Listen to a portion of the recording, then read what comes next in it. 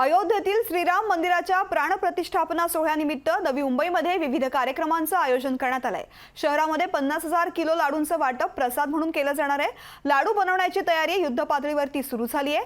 दरम्यान याचा आढावा घेतलेला आहे आमचे प्रतिनिधी विकास मिरगणे यांनी। पाहूया।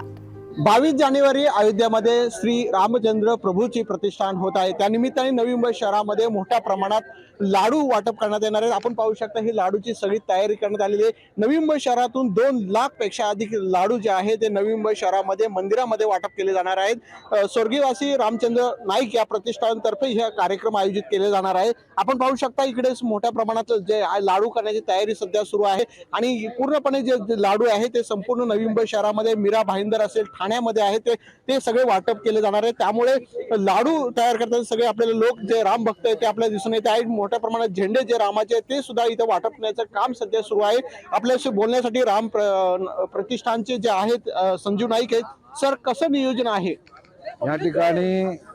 रामचंद्रजी नाईक प्रतिष्ठान यांच्याबद्दल नाईक परिवाराच्या वतीनं आम्ही असं सर्वांनी निर्णय घेतला की उद्याचा दिवस हा सर्वांसाठीच महत्त्वाचा आणि म्हणून प्रभू रामांच्या या स्वागतासाठी माननीय मोदी साहेबांनी सांगितलं की आपण जल्लोष करा, दिवाळी साजरी करा आणि म्हणून या ठिकाणी आम्ही पणत्या असतील, या ठिकाणी पताका असतील, प्रसाद असेल, रामप्रसाद असेल याच्या माध्यमातून या ठिकाणी साजरा करतोय आणि तो आमच्या सर्वांसाठी आनंदाचा दिवस आहे।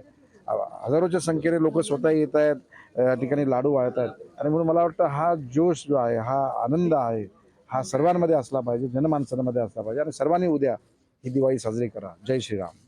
हे होते संजय नाईक यांनी सुद्धा सांगितले नवी मुंबईमध्ये मोठ्या प्रमाणात दिवाळी साजरी केली जाणार आहे आणि प्रत्येकाच्या घरामध्ये मंदिरामध्ये 2 लाख लोकांना हे लाडूचं प्रसाद म्हणून वाटप केलं जाणार आहे। कॅमेरामन ज्ञानेश्वर बागडेसह विकास मिरगणे, लोकशाही, नवी मुंबई।